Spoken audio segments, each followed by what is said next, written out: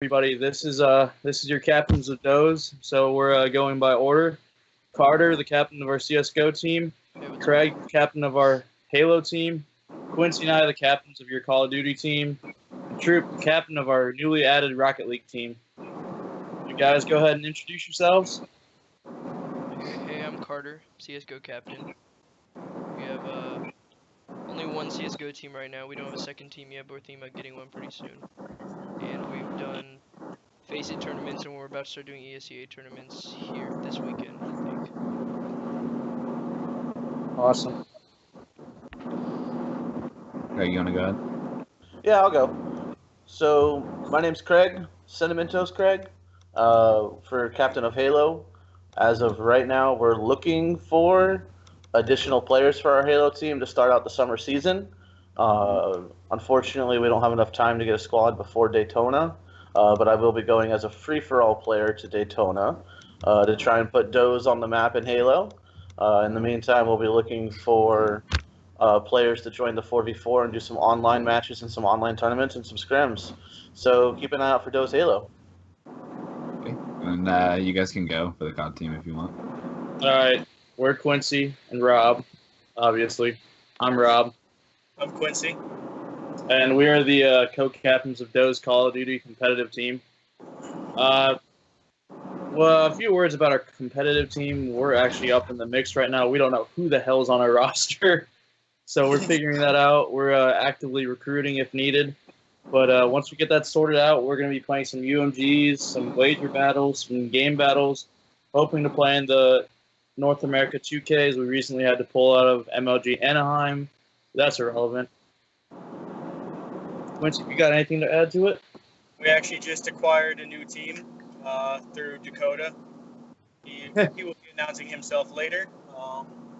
Hopefully that we can get some good practice along with them, because Dakota is one of our best slayers, and He carried the shit out of us. carried the shit out of us, and he's definitely pushing us to our limits. And I feel that when his team gets in, that he's going to continue to push us, and all of us are going to grow as a team, especially Threats and Seth. And Troop, you're left, man. Yeah, I'm Troop. I'm the captain of the Rocket League team. We've been playing for the last few weeks, and the tournaments we've played in so far is the Mock-It qualifiers for the league this week, and we didn't get into it, but we came pretty close. We played in a few just kind of $100 tournaments here and there, and we've been playing a lot of just MLG game battles, and we're 8th place right now in MLG game battles. And once we continue scrimmaging, we should hit top of the leaderboards. We're looking to qualify for Rocket League RLCS Season 5, which is kind of a long shot, but very possible right now. We're building a second team, and so far we've got our first solid team, and we're just looking for players for our second team. So, All right, guys. So let's talk about our esports plans, and let's kind of explain esports to the general public. So, what is all right, Carter? You begin with yours. What is like competitive CS:GO like, and what's the difference between a casual streamer, a casual player, and a competitive player? So I think the difference between a casual player and a competitive player in CSGO is mainly the skill and the team play. Okay. At the lower ranks, you'll see it. People are just doing whatever 1v1s, doing whatever they want. Once you get to higher ranks, you have a playbook, you have strats, you have to all work together to execute them. And if even one person's off by a little bit, it'll ruin the entire round for your team, which could lose the game for you. So everyone has to be on their A game throughout the entire tournament. Yeah. Craig, why don't you go ahead and explain your esports to the community? What's the difference between casual Halo and competitive Halo? How much you get teabagged? No. No. Oh, I don't miss teabagging. Oh, me either. The big difference between someone that's just going to go in and play matchmaking and someone that's going to be on that esport doing those tournaments is, in all honesty, just team shot, teamwork, positioning. A lot of the times you're just running around shooting what you see and just going where you feel like you should. when you're playing by yourself and you're just kind of running casual games.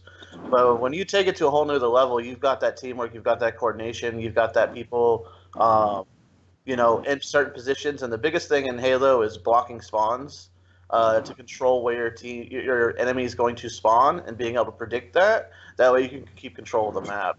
So blocking spawns is probably the biggest difference between a good pro team, and a casual team that doesn't know how to do that. So definitely teamwork, man. Every game's gonna need teamwork. Gotcha. Troop, what's the difference between competitive Rocket League and casual Rocket League? I'm gonna have to kind of piggyback on what Craig said. Is that it's a lot of competitive, is a lot of teamwork and coordination and positioning, stuff like that. Is that you're trying to obviously defend your two goals. Mm-hmm. The 3v3 kind of pulls in a lot more of the fun and the draw to it, is because it's a lot more competitive the more players you have. And so like passing is a huge part in competitive.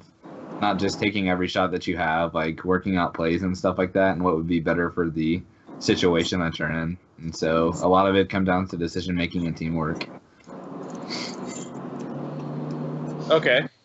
So Quincy, we can both explain competitive Call of Duty when it comes to I guess casual and I guess we can explain it casual and competitive. So there's a lot of differences between casual and competitive Call of Duty. Mostly during casual, you're going to have people that are using like the non-banned by regulated the non-banned weapons by MLG, the non-regulated weapons. Usually they're determined to be overpowered or broken or some sort. And then when you get to competitive, it's going to come down all to your team shot. It's going to, and unfortunately, this is how it is, but your connection, your Wi-Fi makes a big difference, because if you are hosting it, you will tend to have an advantage when it comes to your shots and your hit registration. So most of it boils down to team shot, and it boils down to connection and communication. Quincy, you got anything to add to that one? Nope, sounds good to me. All right, boys. So let's move on to the second topic of explaining esports to the general public. We actually did. It's out of order. I accidentally switched 3 and 2. So, what are like some of the struggles of playing competitive CS:GO, Carter? Definitely the time, because if you think about it, pro players, they play non-stop all day, and your goal is to be better than someone who's already a pro player. And you have to be playing constantly, because it's about muscle memory, knowing your spray control and all of that. So let's say I take a week off, that's like setting me back a month in aim overall. And just memorizing all the smokes, being able to think quick in situations, like what that could help you, like what grenades and stuff like that. That's definitely the struggle. Okay. So, Craig, what's the struggle with competitive Halo that you find? Well, the biggest struggle is, I would have to say, the amateur scene is pretty well stacked with a bunch of people, and finding quality teams to play with and quality teammates. As well as Carter said. I'm going to piggyback off what Carter said. The pros are just dedicating so much time to it. And you really, in my opinion, my goal is to be the top amateur team. If you're trying to be better than the pros right away, it's going to be a little bit of an uphill climb, too much. But if you're working on just being the best one of the top amateur teams in your area, and just kind of taking that ladder step at a time, I think that's going to be a little bit easier. People often have higher expectations than what's realistic, and they get discouraged pretty quick. So just kind of knowing what you're in for, and knowing that it's not going to be easy, and it's just going to take one step at a time. Yeah, that's where we're at in Call of Duty right now. We're trying to be better than the pros, and it's getting us discouraged. We're sitting there, we're watching. So one thing I'll address about COD is, when it comes to competitive COD, we're sitting there and watching like what the pros do. Like, I'm watching the Global Pro League, which, if you guys don't know, is basically a string of local area network connections where it's a local game. You have everybody around you. It's head-to-head competition, 4v4. And we're sitting there watching what they're playing, how they're winning their gunfights, what kind of loadouts they're using. We're taking into account and trying to mimic these pros as much as possible. And it's just like when you see these ungodly, these inhuman plays, and it's just like, wow, how do you mimic that? You kind of get a little like, I don't know if this is for me at that point. So just watching pros do some of these things is just ridiculous. And also another struggle that we have in COD is unrealistic competitive gameplay. When you go into regular matchmaking and go to the competitive playlist, everybody's using banned items or whatever else they want, and we're over here trying to use our competitive playlists or competitive setups, and nothing's working because we're just getting destroyed by all these banned weapons. And I think that's something that needs to change, but probably won't. But also going to game battles and going from the competitive playlist to a game battle, everything's completely different as well. Just atmosphere and trying to learn everything in a competitive playlist versus on a game battle is just two different struggles in itself. So one of the struggles that I find on Rocket League is definitely the decision making. Is that at every point in the game, you'll have a split second to make one of three decisions, and that's to shoot, pass, or leave it. And so if the ball's in the air, like you have until the other team decides to either go up for it or just fall back to defense and kind of restructure defense, or push up for offense and restructure that. Another one is just like learning players' play styles, especially down in the amateur scene, is you're going to see one of two things, and that's a lot of passing or a lot of defense. A lot of the unethical ways of playing, like an all-time goalie is really annoying because like you have one player sitting back at all time, and that's not really how you're supposed to play. Is that like you're supposed to offensive guy? So yeah, it you're takes supposed away to. from you. Yeah, so you're supposed to and that also comes difficult with if you get the ball downfield, you don't have a breakaway really, and so yeah, definitely like all-time goaltending and decision making are the two of the most difficult things in Rocket League. All right, so on to the struggles. All right, guys. So if we were talking to the game developers or MLG was listening, what would you tell them, starting with Carter? What would I tell Valve if they were listening? They don't listen. Lord Gabe. What would you tell Lord Gabe? Okay. Hey, I'd probably Rob. start out. Oh yeah, I saw that. Jolly Yeah, said, I was gonna say he can only hear they you. can't hear us. Oh, Yeah, they can't hear I us? just told him mine's good though if he wants to just watch mine instead. But Why are they not able to hear us? Should we add? you have to add your desktop audio. Oh, okay. So was it audio source? Audio It input should already source? be in OBS right there as a desktop audio source, and then you I probably have have my it muted. laptop. this is gonna be a long list of things that I would tell Gabe. Where do you even begin with Counter-Strike, honestly? Okay. Rob, while you're fixing that, I'm just gonna go ahead and start. Yep. So, first off, I would fix the Negev. They just made it $2,000, Yeah. and it's a little bit. They made its spray pattern really good, and I don't think it has any place in a competitive game. It was fine when they took it out of competitive and they kept it in casual. I thought that was a great idea, and everyone I think kind of liked that.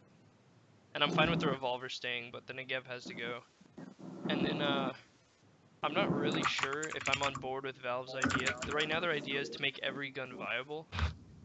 And I don't really agree with that because I think, like right now, the way it is, pro teams can win 30% of their eco rounds where they only buy pistols. They can win 30% of those rounds against people who have full bot.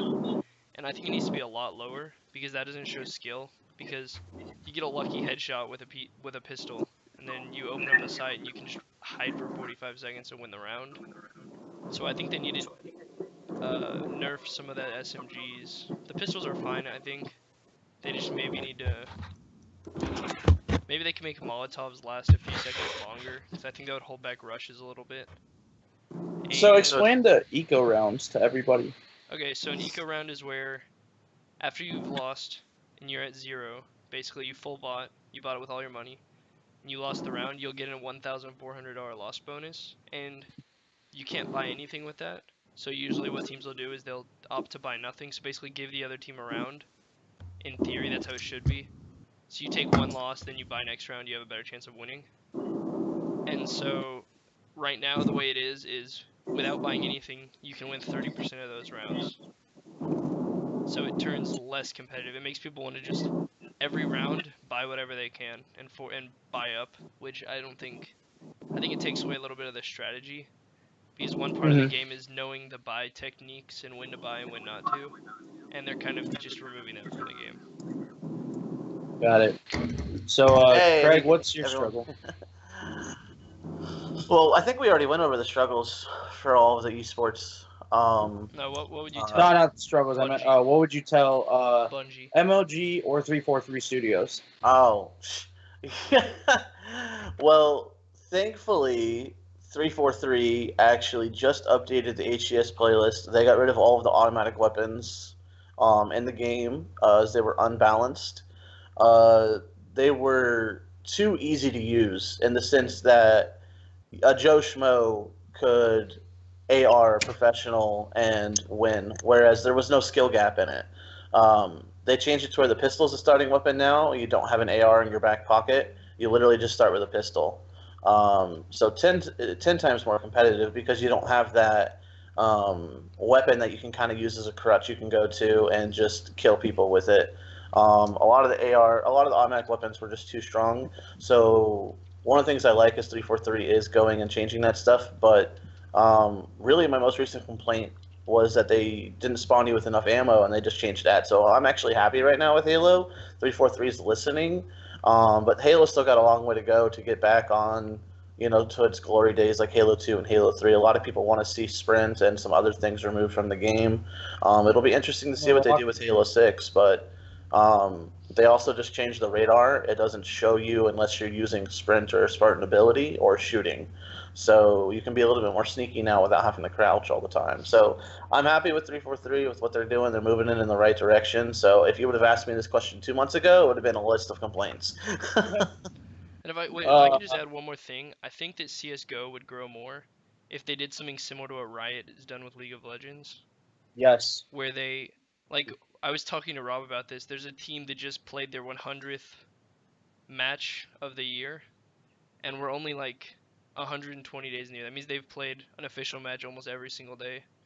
And there's so many majors now that it's never going to grow if there's a major every weekend, because then no one wants to watch that much. Yeah. So I just think they need to franchise teams or something. I don't know.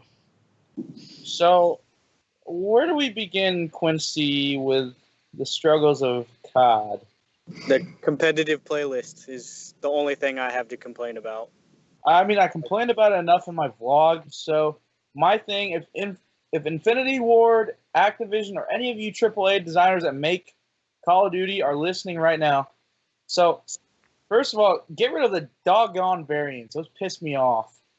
Or at least keep them in casual play. I don't remember what game did it. I think it was AW or maybe Modern Warfare 3, where you could enter the ranked playlist, but you could not play a match until you fixed your loadout to where it aligned with the rules. Mm-hmm. That's my number one. That was Advanced Warfare. Yep, that was one of my favorite things. I thought that was genius. Why can't they do that now? Well, one of the most important things in any competitive game is balance and having everyone start on a fair level playing field. I think that's one of the problems that's always plagued Call of Duty is there's so many weapons and people can choose from, and you're going to see people leaning towards one weapon because it's going to be stronger than the rest. It's just, the way it is. Everyone's always going to find that weapon that is one up on other weapon, and whether or not it's minimal advantage, people are just going to use that weapon because of that advantage. I think Call of Duty, the biggest thing they need to do is just have all of the weapons be the same time to kill, same balancing, and then after that, It just goes based off of using the right weapon for the situation. You know, range, That's close cool. quarters, sniping, whatever it may be. But you know, that's a difficult balancing act for them. So hopefully they get it right That's soon. what they do that pretty well in the CWL rules. But if you go into like the competitive playlist, all of that just goes out the window. Which I think if it's going to be a competitive playlist, it should cater more towards the competitive people or people trying to become competitive. Last time I played Call of Duty, I could have sworn they had like a CWL playlist where it was They exactly actually the do. same That was rules. Advanced Warfare. Yeah. But in Infinite Warfare, it's changed. You can still use the variants. You can still use banned weapons, and it's not It's helping stupid. anybody. Yeah. How is that competitively going to help us? It's not. So You call it competitive, but you're not making it competitive. You're making exactly. it. They just changed barely enough rules that it's competitive.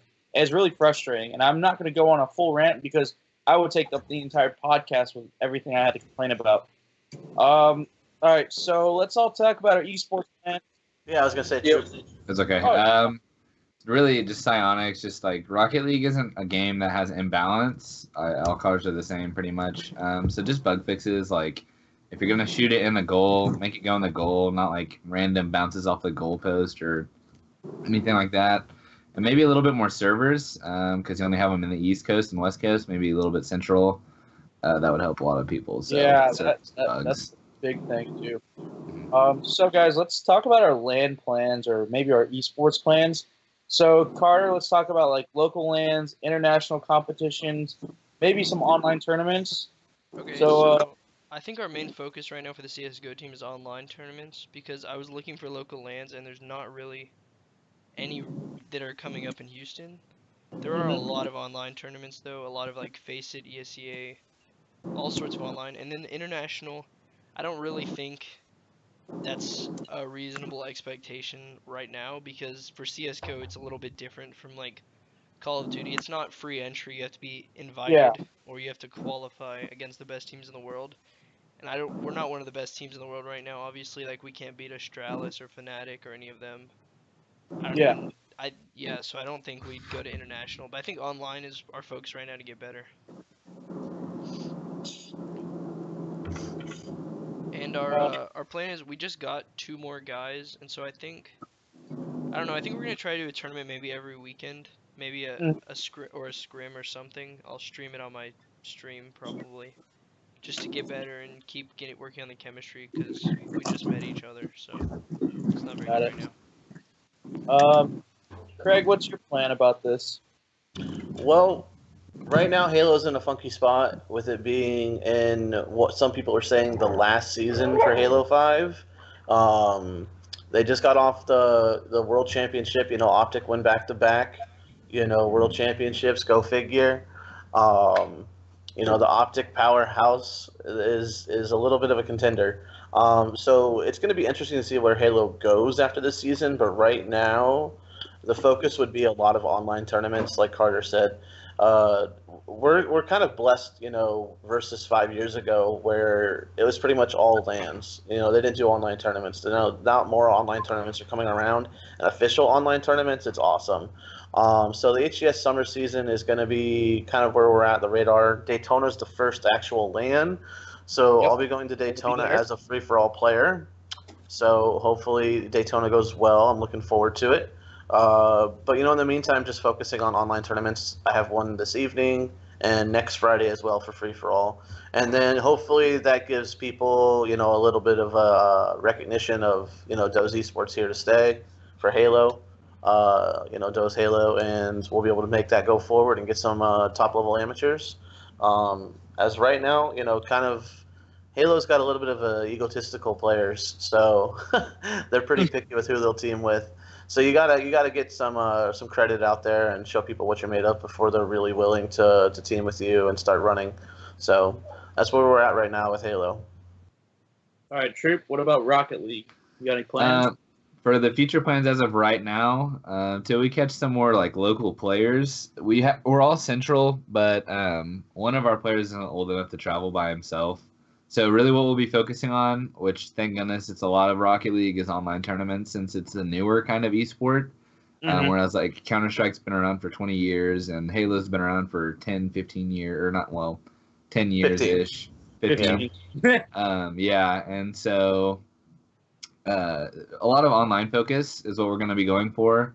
Once we kind of get our online kind of recognized, our online gameplay recognized, and we'll start trying to maybe move to lands and get that kind of Competition. qualifications and stuff like that in competition. So online mostly. All right. So, if you guys didn't know, if the stream didn't know, the esports has just been announced as an official sport for, I think it was the 2020 Olympics. It's 2022. Was it 2022? It might have Whatever. been.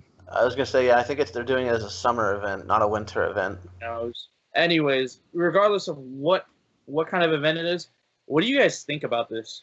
We'll start with Carter. I think the esports could work in the Olympics, and it would definitely draw a lot of attention to it. Mm-hmm. But I'm not really sure If it's a like sport. what platform they would be able to like show it on. Like they can't show it on esports doesn't work so well on TV. It definitely doesn't work on ESPN. People get really salty about that. They'd have They've to got make it a on- separate channel, right? They've got CW right now. They've got it what? Yeah, CW.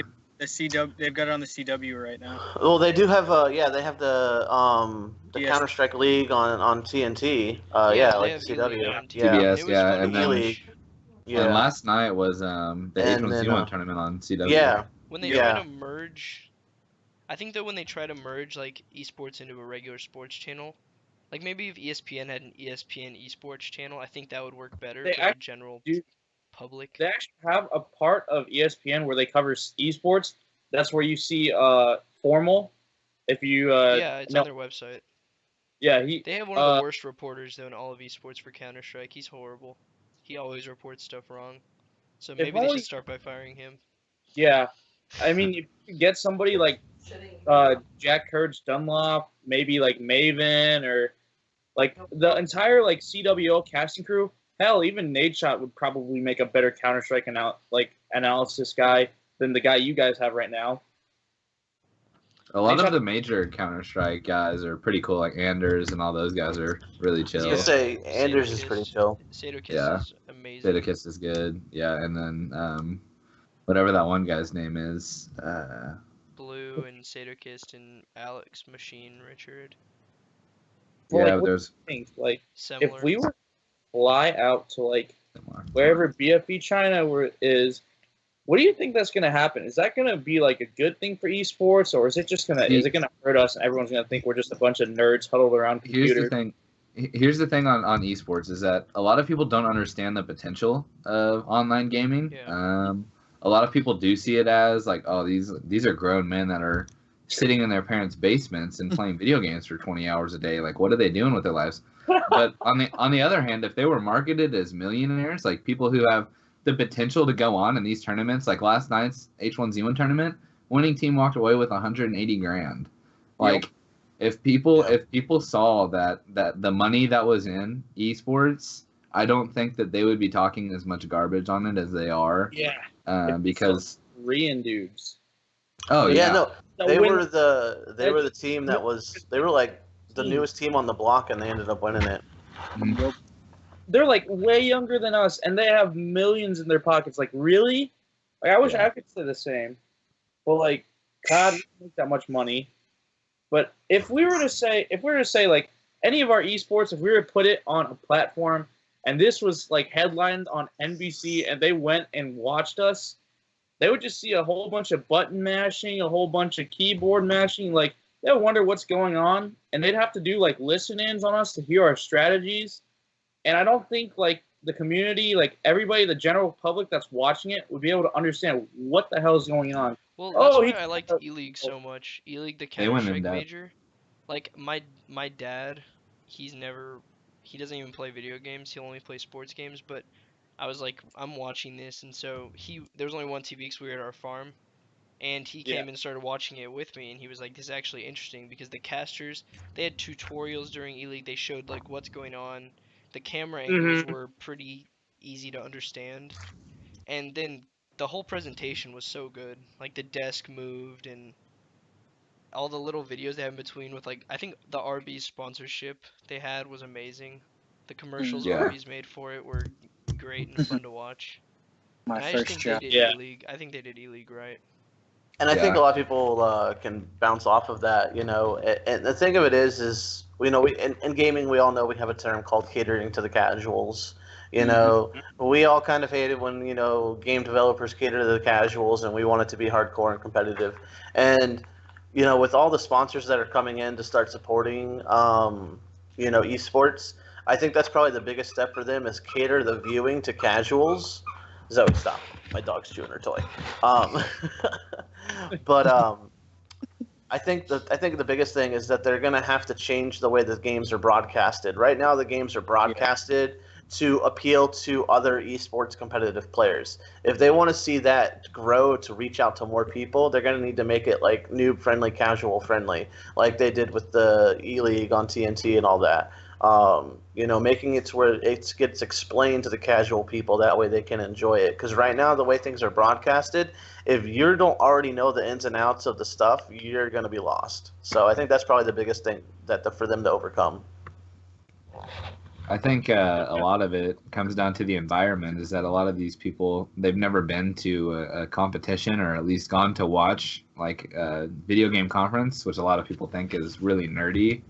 But like last year I went to DreamHack, and then this year, next week, I'm going to DreamHack, and it's just like it's a completely different environment. Like watching it on your computer screen or on your TV, than like being there and like meeting the people or meeting the players. Even is that they're just really like cool guys who are just kind of kids, and they make a lot of money while being kids. And That's kind of what I was telling my dad. I was like, everyone there is like, it's kind of different from a regular sports where everyone's kind of like against each other, because at like a esports tournament, everyone's kind of there having fun together instead of against each other. And like watching Rank S, I know playing Counter-Strike, watching Rank S and like all those guys just having fun is just so fun. And that's what makes like Counter-Strike a lot of fun, and all these other games is that like it's the same kind of competitiveness in game, but out of game is like they're all buddy like. Yeah.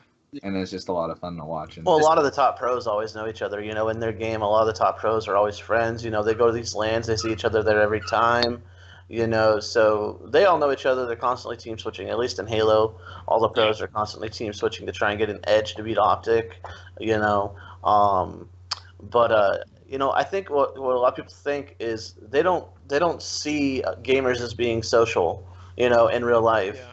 And if you go out to one of those events and you see that we're just like other people, we do all of our stuff online, because it's more convenient. But when you get a bunch of us together in an atmosphere where we can be social in person and stuff like that, I think a lot of people would be surprised by that. Mm-hmm. Yeah. Yep. So, what do you think is going to be like the future of publicity for esports? I know we got Twitch. We've got MLG.TV. Like, we've got those streaming websites. What do you think would be, like, the publicity future for it? Is it going to evolve into TV again? They're trying to go back to TV, from what I can tell. Mm-hmm. I still think that having one channel for esports, maybe just doing different games. I think every game, they need to make, like, a set few games, and it's like, these are the esports that are, like, the ones that are going to be on TV right now that have the biggest following. And I think what they should do is they should have those come together and make a smaller, kind of like a football schedule where everyone has a season. And so like the network can show the season. And if someone doesn't want to watch that esport, they don't have to watch it. And there can just be a season system of some kind. I don't know. Because right now it's year-round, and it's really kind of hard to have them. They overlap all the time. Like, let's say if you had, like, how ESPN has all the channels that show major sports? What if we were to go to, like, a system like we have ESPN, one channel shows Counter-Strike, one channel shows Halo, one channel shows COD, one channel shows any other major esports? Like, what if we went like that? I think we would be stepping in the right direction. I don't know if you guys know, but back during Call of Duty Ghosts, which is about 3 years now, it was actually played during the X Games. So Optic is not only they're world champions, but they're X Games champions as well. what That's would a you pretty guys cool title for only if only we playing were- Call of Duty. I know. So what would you guys think if we started having majors at like the X Games? Halo had one. Halo had one, and that was pretty freaking sick. I think if we're getting back to the TV thing and having majors and stuff like that, you compare it to a lot of other sports, because we can compare it to other sports because it is a sport, it's a team-based environment. Yeah. And I think having our own channel like ESPN would be awesome. I mean, G4 back in the day used to do a lot of it, but then they kind of lost fuel behind it. I don't think there's enough content in each esport to have its own dedicated channel at this point. Yeah. Maybe if we got enough to a point where we had enough content, I think like multiple leagues. I think it'd be cool to see multiple leagues. You've got your pro league, just like football, you've got your NFL, you've got your college, you've got, different leagues. I think that would be cool to see some different levels of leagues. You've got your pro tier leagues, you've got your, semi-pro tier leagues, and, you got amateur leagues. I feel like if they went to that route, then there'd be enough content to cover, each esport in its own individual channel. And there's enough players for it, so... Definitely enough. Yeah. I think an important part of that though is colleges starting to add esports, because I think that would be a good college to pro. That would be a good thing to have on amateur. It could be the college level. Pro is the pro level, obviously. And a few schools have started doing that with League of Legends. I know that a school in Malaysia just gave like a ton of scholarships to people who just play League of Legends, and they have no pro scene in Malaysia for League of Legends as far as I know, but it's a step in the right direction for colleges and stuff. I think the ones leading that way are Heroes of the Storm. They've got the Heroes of the Dorm, and they have that huge college tournament. Yeah. I remember seeing that on ESPN. I went to dinner one night, and it was a sports bar, and right there on ESPN was Heroes of the Dorm, and I'm That's like, not I'm even that seeing big this. of a game. Yeah, and I'm seeing this at like my local sports bar on TV. Like, I think that's where we could be like in 5 years. That would be sweet. Also, I think if I can pitch something in about COD, I think if we're going to start doing LANs more often, we need to lower down the age limit, because we get it. Like, COD is, when it comes to LANs, especially the COD World League, it's 18 and up. But some of the best, like, competitive players, like, I'll take, for example, some of our competitive players, some of the best competitive of all of them are not even 18 yet. Like, they're 16 or 17, and they have ridiculous amounts of talent. Yeah. And I just think by putting a strict age limit on COD itself, you're going ahead and you're like hindering the entire community, because let's face the facts, not everyone is going to be 17 and buying COD and playing it. Most people that are really good are just like these squeaky little 13-year-old kids screaming at the TV about lag and whatnot. I know I was one of them, but it's really restrictive on it's hurting the community. I think Counter-Strike has had. Good. Yeah, well, that's what I was about to say. Counter-Strike has a couple pro players who their team gets through an entire league, they're in first place, and then the league is like, but our LAN tournament's only 18 and up. So then they have to bench 2 of their best players or whatever. And they have to go to the tournament. And for now, that the demographic of esports is younger, so you can't have an 18 up league because that's not representing the majority of players. I think the majority is probably maybe around 18, 17, or 16. So maybe 15 and up would be more reasonable. Definitely not like 12-year-olds. I don't think that would. No. Wouldn't work. It would just look unprofessional and not. I mean, most of Optic's Halo team is actually really close to the 18 border, because many of them actually started competing when they were like 12. Mm-hmm.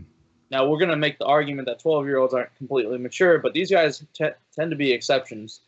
Like, let's take, for example, FaZe Attach. He's 19 years old. He's really young, and he's competing at a high level.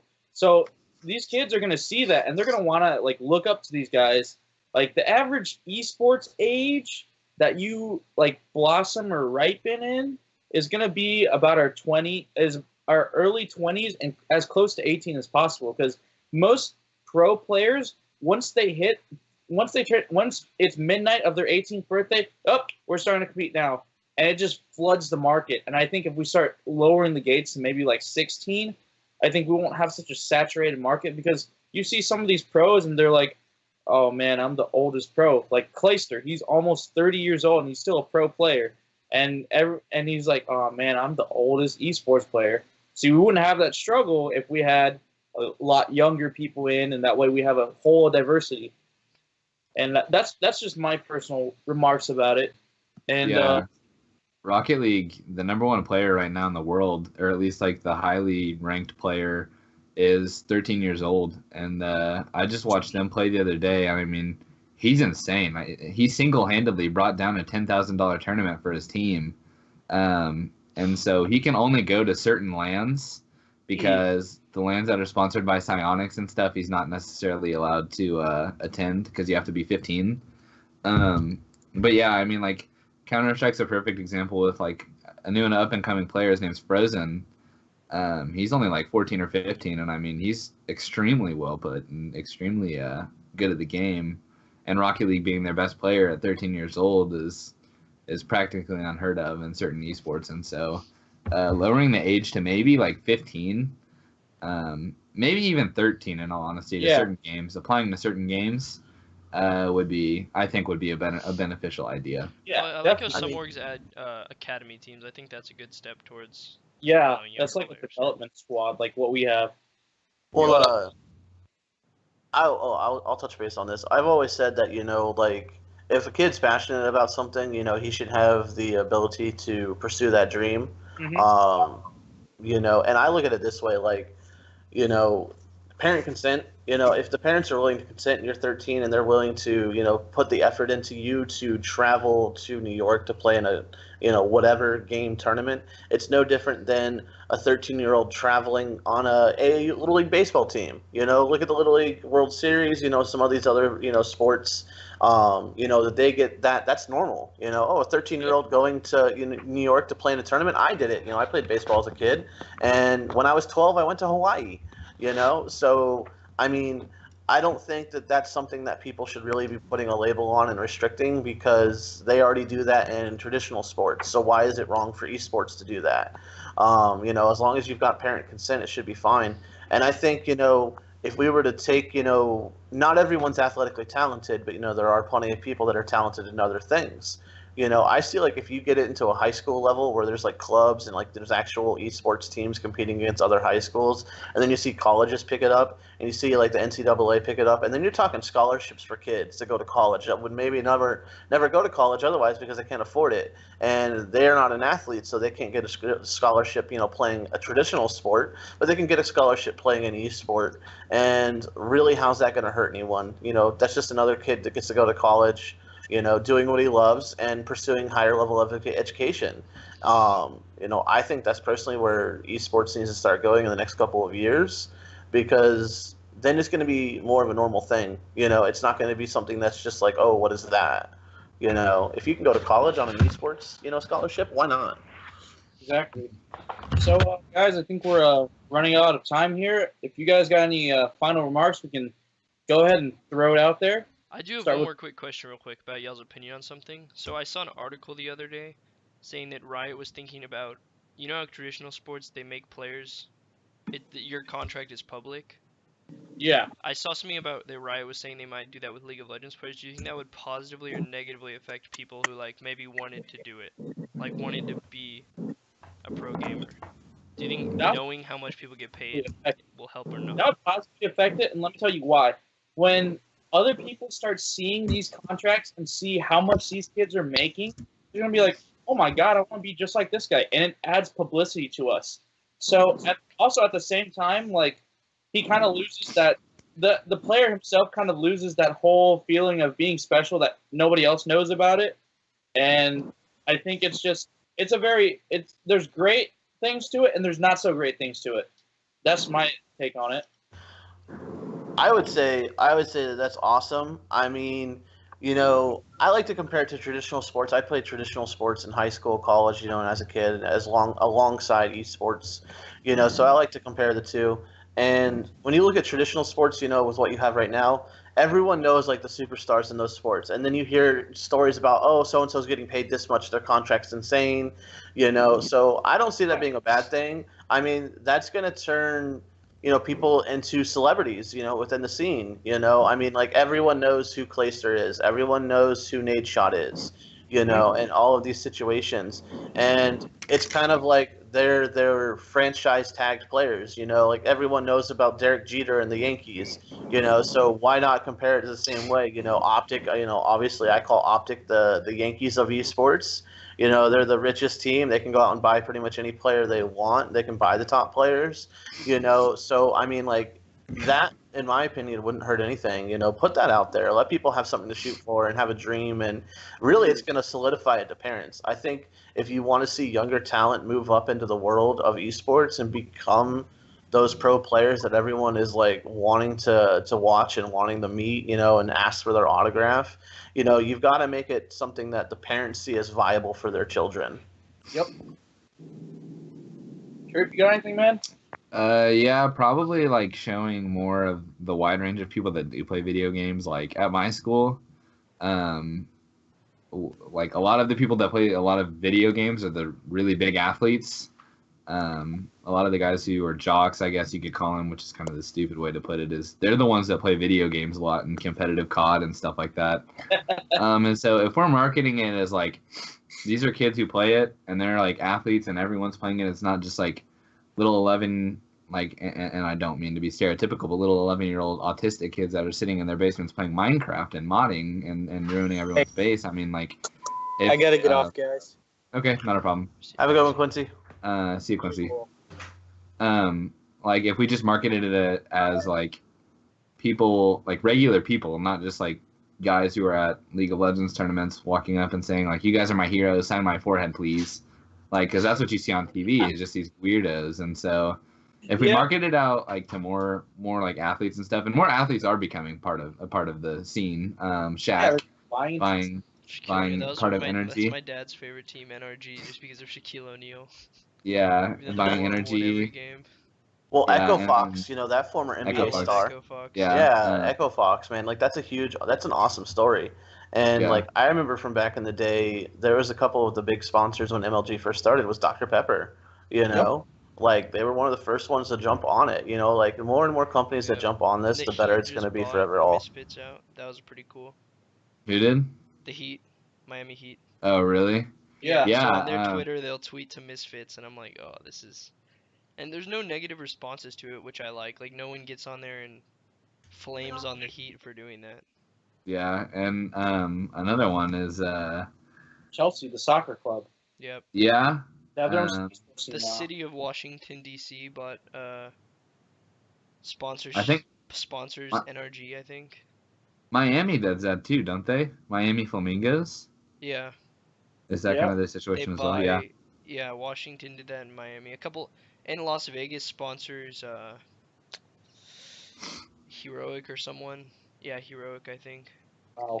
Team like So- they want just to have a base, and I think that's a good thing to start having is a city to base your team off of, so that people in that city have someone who just to default cheer for. Like if you don't know a sport, you just cheer for this team that's from your city, right? I think I think that's what Overwatch was trying to do. If you watch their plans on competitive gameplay, is that their was trying to get like franchises, That looks really and like cool. They're gonna have like a team in Tokyo. The new a team in Overwatch, New York. it's going to be sweet. mhm.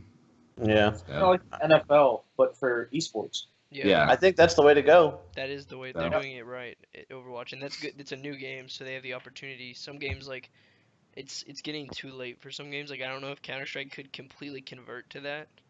Mostly because Valve puts all the money into Dota too, but that's Yeah, same with COD because we're all just sitting there moving around from team house to team house. We don't know who's gonna go where.